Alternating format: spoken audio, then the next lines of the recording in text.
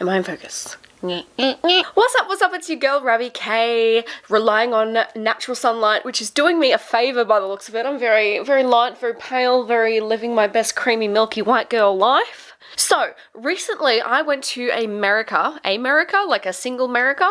Recently I went to America, and that's why I didn't post last week, and now I'm posting today about what I saw. And I thought, instead of doing your typical vlog, because like A, I'm not that committed, and B, I just didn't feel like when I went to Japan, I did like a massive video that I never published, and it's not my scene. Like, vlogs where you're like traveling just aren't really my thing, just because A, as I said, not committed, but B, I just don't have like the cinematography skills. So I thought instead I would do a couple of different videos about my trip, and the first one I wanted to do was pointing out things that I found super crazy in America that like is just super basic stuff that you would, I don't know, that I'm pointing out things that like seem really normal in America but are just crazy or different to me in Australia. So, if you're an Australian that is looking to visit, you might find some of these things really cool, or if you're American, you might find some of these things really cool as well. Just like to think that we think it's crazy, I guess. Like, I found a couple of the things that I pointed out, people were just like, and, ooh, focus, come back, hello. Anyway, long story short, I am going to point out things that I found really crazy in America that we just don't do in Australia, and I hope you like the video and keep watching. So first of all, I went to San Francisco. I also went to Vegas. I don't know, obviously, if the whole of America is exactly the same, so some of this stuff might not be relevant to the rest of the country, but I just found that some of the characteristics, if you will, were just a little wild. So the first one was beepers. So what I mean by beepers is people in cars that are just like, for some reason, especially in San Francisco, you didn't really notice in Vegas because Vegas was just really busy but like slow moving traffic, but in San Francisco, literally everyone just beeps for literally no reason. So like in Australia, if you beep somebody, it needs to be in case of an accident or emergency. So if you're warning somebody, obviously sometimes if you're just being like a prick at the light, then you might, you know, beep them if they've taken too long, but it's still like a warning to say like, hey, you've taken too long. Whereas like in San Francisco, literally everyone just beeps because they're pissed off that like everything's taking too long. So like, for example, we were walking back to our apartment and the light had gone red and this car had like kind of got stuck in the middle of the highway, or the crossway thing. So the lady stopped because she couldn't really go any further because the traffic started going the other way, and the car behind her just like holds the horn, and she gets out of the car and she like marches over to the car behind her and she's like, you're beeping me, but where am I supposed to go?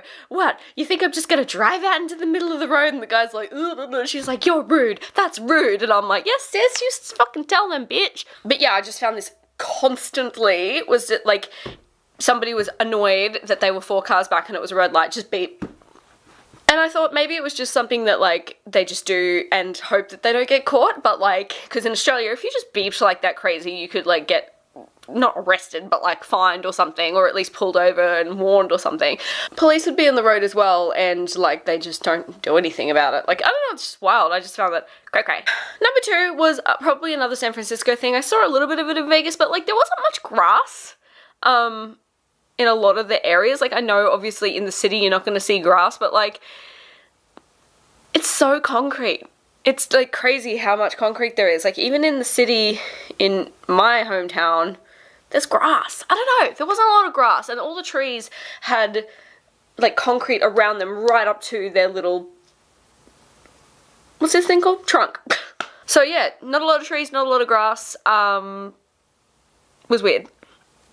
Another thing that I saw a lot was coffee in cans. I know that like we do iced coffee and that kind of thing here, but there was a lot of like different kinds of coffee. So they'd have like cafe latte, they'd have just like black coffee, they'd have like strong latte, and they'd have them all lined up with the names out so that you could see the different types of coffee. I thought that was really cool because like we just do like iced coffee. That's pretty much like as far as it goes for us. And if you ask for an iced coffee over there, you end up with like an iced long black, whereas if you ask for an iced coffee here, you end up with like an iced coffee latte kind of situation with some milk. So very cool. On the subject of cafes and stuff, they had a lot of string cheese. I don't know like why, but like string cheese is available literally everywhere. So I was at a cafe and there's just string cheese available, and like the servo, they don't, well, I didn't really go to any servos, but like corner store market things, string cheese everywhere. It's always available, and it tastes so much better than Australian string cheese. Like, bigger, fuck off. On the topic of cheese in a can. Oh my god. Cheese in a can, bitch. It is goddamn delicious. I don't know if there is an availability of this shit in Australia, but I need a can of cheese, because it's damn motherfucking good. You just like spray it like you would whipped cream all over a bloody Tostito, which is like Doritos, and you just, oh, so good. And you can get them in different like kinds, like cheddar or like Swiss or all that shit, and it's like flavored specifically to the type of cheese that you buy. So good, delicious, damn bloody 10 out of 10. I'm just gonna zoom in a little bit, try and get more focus on my, look at the bags under my eyes, girl. I thought you came back from vacation, not packing for it. So on the topic of food, I know that a lot of this sounds like I'm just talking about different foods, but it is more crazy than that, I swear. Lobster is like super readily available and super delicious. Oh my god, like, so you can literally buy just a lobster tail on a stick at a fast food restaurant. That's just wild. That's just crazy. That's just cray cray. And lobster mac and cheese, oh my lord, has changed my actual fucking life. Like, I need to buy lobster, except it's like $30 a kilo here. So I don't think I'll be doing that anytime soon, but if I did, lobster mac and cheese. Damn mugger. The next thing is customer service. So like, with the customer service thing, in Australia, customer service is generally pretty good. Like, people will be like, how are you going? Blah, blah, blah. And then you will get your service and you will say thank you. And they will say, great, thank you, have a good day, fucking see you later. In America, obviously they work on tips. So I kind of like assumed that when you had customer service experiences, they would work more effectively to try and get you to tip better. Every place that I went nearly, the customer service was really like average to shit, and it was very like, I'd be like, hey, how you going? And they'd be like, what can I get you? And it's like, okay, yep, no worries, I'll have a this and that, and they'll say, yep, $5. And you're like, okay, cool, here's the $5 plus the tip kind of thing, and they'll literally just be like, thanks. And that's just like fast food kind of places, which is fair enough because not everyone tips at fast food places, but like in customer service experiences where I was like sitting down and being served by a server, I was like, you know, expecting like a, hi, my name's fucking Mandy and I'm gonna be giving you your food today, like, have a great one, do you want some water, bitch? Yes, I would, Mandy, give me some water. Like, you know, it was just like not like that at all. It was literally like, hey guys, we ready to order? Yes, I'll have this and that. Okay, great, I'll get it for you. And then it would like, it'd come out fast enough, like the chefs and stuff would cook it fast enough and it would be served to you fast enough. But they'd literally be like, here you go. And you're like, okay, thanks. And then after the fact, when you've eaten and everything, when they bring you the bill, that's when they're nice to you. Like they give you the bill and they're like, here's your bill. And you're like, thanks.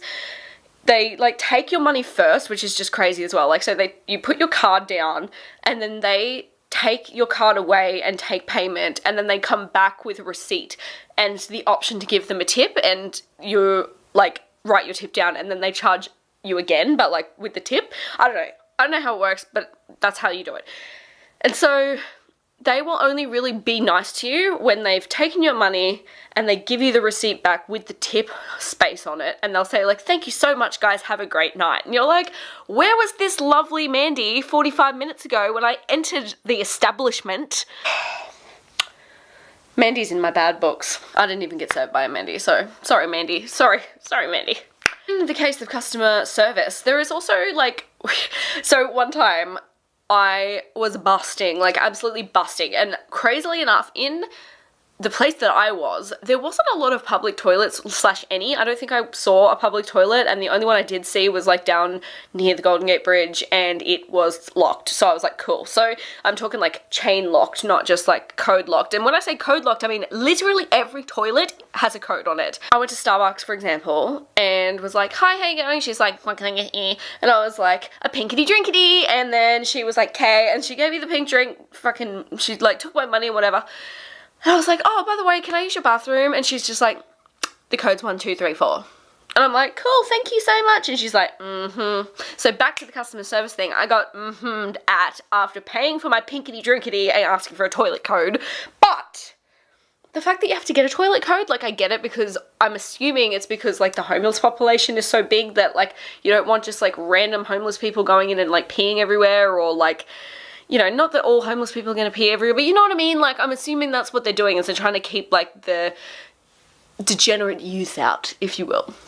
So yeah, that was kind of, like, wild, like, and you can only really get a toilet code if you pay for something. So, like, one time I was busting to go to the toilet, like, I literally thought I was going to poop my pants in the middle of San Francisco, and I had to go into the nearest coffee place, buy a coffee that I didn't really want, just so I could get the code to go to the toilet. So that would be my one piece of advice if you are traveling to specifically San Francisco, because as I said, I can't speak for the rest of the country, but if you're traveling to San Francisco, I would suggest that if you need to go to the toilet, take every opportunity you can to go to the nearest toilet, because they're not very readily available and you do need to pay for things and get codes to do so. Alright, the next one. So, in the movies, they do dance battles a lot. Like, I just thought it was a thing that they did on, like, is Step Up a dance movie? I think it is. Step Up to the Streets, yeah it is. Yeah, I thought it was like a thing that they did in like Step Up movies, where you like, the boy meets the girl and she like kinda likes dancing but she doesn't really know, and he's like a cool kid and she's like not that cool, but then they learn that they both can dance really well, and then it starts raining and then they make the water splash around and shit. Like, dance battles are actually a thing, and I'm living and breathing for it. So like, we went into a club, and next minute you hear all these people like, ah, and you're like, oh, what? And you like run over and there's like a circle, and there is two people legitimately dance battling in the middle of the circle. Dead. Reborn, deceased, alive, loved it, born for it. So, very, very cool. I also saw one on the street where they had like people all around, and it was more of a gimmicky one, like they had professional people, like two people that just dance battled and hoped people would pay them, but still very cool. Like, I've never seen a real life dance battle before. They just don't do them in Australia. Australians don't really dance, to be fair. They just kind of do this and grind up on people and shit. Hey. I knew this one was kind of, like, I knew this was going to happen when I was in America, but it was just so funny to, like, actually experience it. Like, people genuinely do not shorten things. So, like, the aircon, for example, just not going to happen. For example, I was in an apartment and I spilt something and I was like, do you have a chucks? And they were like, a lat? And, like, flannel, forget about it. Just, like, crazy Australian words that you just think are so normal. They're just like, what the actual fuck are you talking about, bitch? I found in a lot of, I think I said alfoil once and they were like, what the hell? And I had to be like, aluminium foil, and they were like, lol, what? And I was like, aluminum foil. Like, so many different times that my very bogan Australian accent made me have to explain myself. This wasn't on my list, but I just remembered it and it was crazy, and it's actually not crazy, but I just, for some reason, it like really spoke to me, was Chobani, the yogurt. Like, in Australia, the Chobani yogurt looks totally different to the American Chobani yogurt, but they're like the same. So they're both Greek yogurt and they've both got flavors in them, and they've both got like the little picture, but like the Chobani script is different. Wild. And last but not least, burger patties are cooked differently. And what I mean by this is, like, in Australia, if you cook a burger patty, you just cook it until it's cooked. So I'm talking like medium well, not even medium well, like it is brown and light brown in the inside. It's charred, like it's grilled, it's hot, it's spicy, it's good and fresh. So when I had my first burger in America, they were like, how would you like it? And I'm like, what? And then like, Sam was beside me, and Sam lives in America, so he was like kind of looking at, I don't know, like if it was just because I was jet lagged or what the crack was, but I was like, so I was like, oh, I'll just get this burger. And she's like, how would you like it? And I looked at her and she looked at me and I was like, is it a steak? And Sam's like, no, Rab, they cook it a certain way, so like you can ask for it, like, and I'm like, so it's like a piece of meat, because in like steak world you cook it medium well, medium rare, blah blah blah. And she's like, no, it's a patty, just, you know, they cook it differently. And I'm like, okay, medium rare, I guess, I don't know, like, what the fuck. And then so they brought out the burger and the burger patty was pink and I was like, what the hell? But obviously I asked for a medium rare, so duh. But like, I just wasn't expecting a pink patty and I was like, is this cooked? Like, what the fuck? But I asked for it, so I couldn't exactly be mad. So anyway, if you're used to like well-cooked meat, don't ask for a medium rare patty. Actually, it was actually pretty good. I would ask for it. You know, try new things. It was good.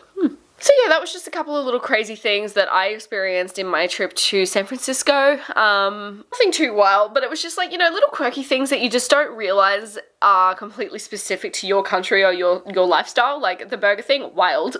In the comments below, let me know if you've traveled somewhere and it's just been totally crazy, like something super small. It doesn't have to be like, you know, something super obvious like traffic or something like that, but like, you know, let me know, what's a weird thing that you've experienced that you would just never experience in your hometown? So if you like this video and you like me, then please check out my other videos, subscribe, click the bell thing, comment, like, buzzword, do the other stuff, click the thing, like the thing, add the thing, and I will see y'all in my next video. So, peace out, fam zone.